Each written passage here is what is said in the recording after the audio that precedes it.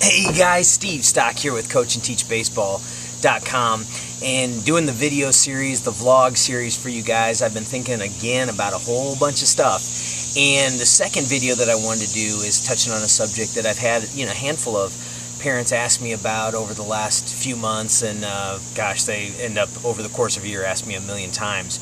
But it's the ongoing debate of working with your pitchers at the Little League level. Whether, for me, I'm coaching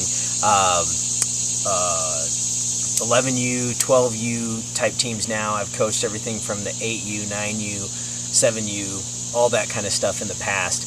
And it's a wonderful, wonderful question. It's an important question to me. I'm pretty passionate about it because for me, in today's day and age with pitching and with baseball, one of the things you see is there's a lot of teams, schools, not schools so much, but teams and areas of the country that are dedicating players to year-round baseball. They play it 24/7, 12 months out of the year.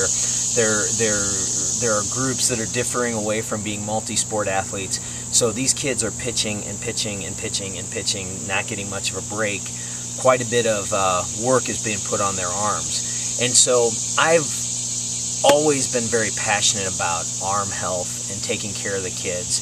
And some of the later videos I'll do, one of the things I have been working on is finishing my certification for youth fitness training, as well as nutrition. And so I'll do some videos on that type of stuff as well. But it's a subject that's really important to me because I've always taken the standpoint as a coach that the players come first, period. Nobody, it's worth risking their arm to win a tournament or win a game or anything like that.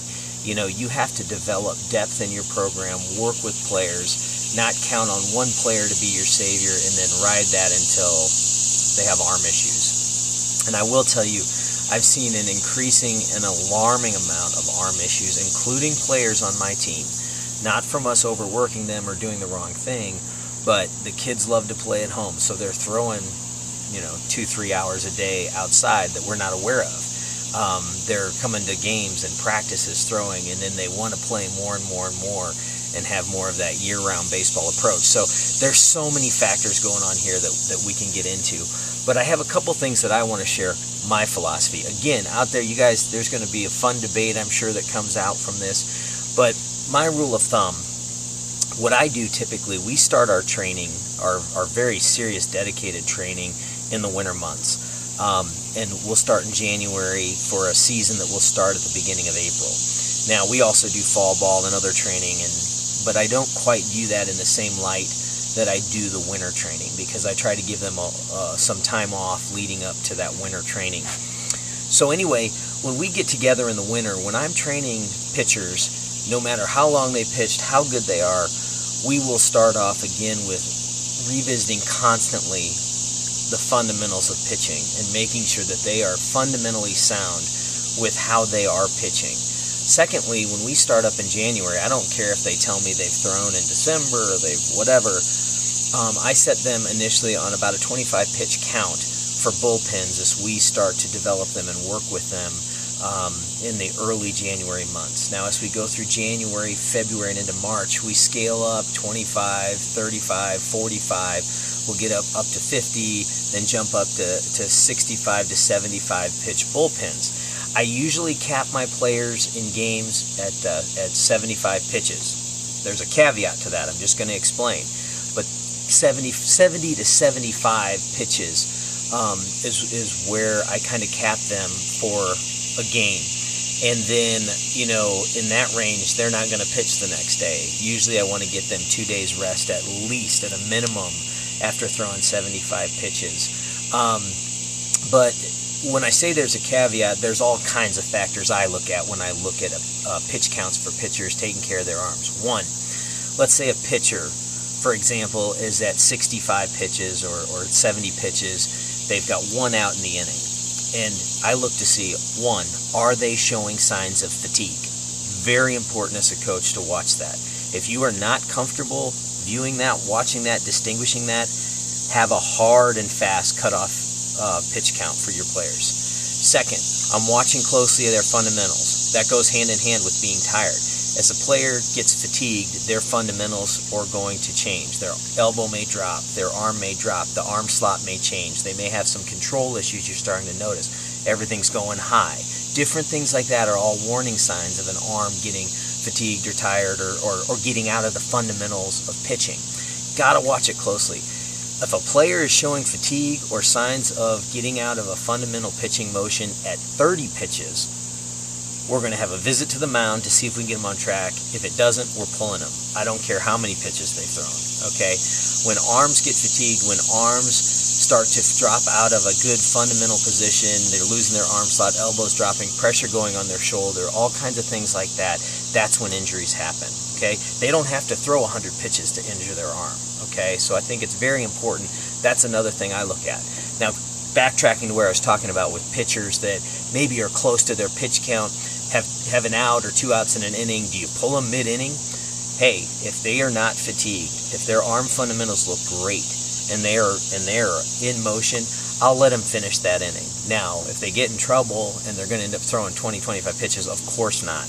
You know, this is a pitcher that's in control. They're near the top of their pitch count that I want them to be at, but they're, like I said, not fatigued. Fundamentals are in great shape. They're looking good. I'll let them finish out those outs and those innings. That's a good rule of thumb for me. Now, sadly, I can tell you almost every tournament that we were in last year, I saw some team with some great pitcher that the coach, probably for his own ego and wanting the trophies and championships, I saw one kid, they threw 3 full games in 2 days, probably threw 300, 350 pitches, and was throwing curveballs at the age of 10. Criminal charges, in my opinion, should be brought against that coach. That arm will not last. That arm will have injury. That arm will run into trouble sooner than later with that kind of pressure being put on it, that amount of use, especially at a youth age. I'm not going to get into it now, but there are so many things. You say, why at a youth? Oh, they can throw. No, I mean, you have everything from growth plate issues in kids as they grow and develop and are getting bigger, muscular issues. Another example just to think about, you run into a kid that has a cannon at age 8, 9, 10. That's awesome. But you got to realize the growth and things that is happening in their arm. They may be able to throw super hard, but is their elbow and shoulder ready to take the stress that kind of velocity poses over 50, 60, 70 pitches? You know, a lot of times they haven't grown into that strength, you know, and so again, we could talk about this for hours, but it's really, really important to me on this subject on when we look at youth and taking care of their arms, that I just believe in a pretty firm pitch count, and that you have developed and grown them up to that pitch count, and that you watch closely to see if they're fatiguing or if anything is changing with their fundamentals. Absolutely some of the most important things to watch for. Helicopter in the background. I told you these video series were going to be more personal, more from my backyard to you guys, and sure enough, it is. Here comes the helicopter. But anyway, I welcome your questions and comments on this. You can reach out to me at steve@coachandteachbaseball.com, and please share your thoughts. I love hearing it and hearing different philosophies, because coaches, one of the great strengths of parents and coaches is the ability to go back and forth and take a look at things. And I never claim to know everything. As much as I love the game, or as much as I review things, we're learning new things every day, every year about this game. And I think we owe it to the kids to stay on top of these different things. But my big thing is take care of your kids, take care of their arms, so that they have a long playing career if they want to do it, through Little League into junior high, high school, and if they're fortunate enough onto college, and heck, if they're really fortunate beyond. Take care of those kids. It makes a difference. Thanks so much. We'll see you soon.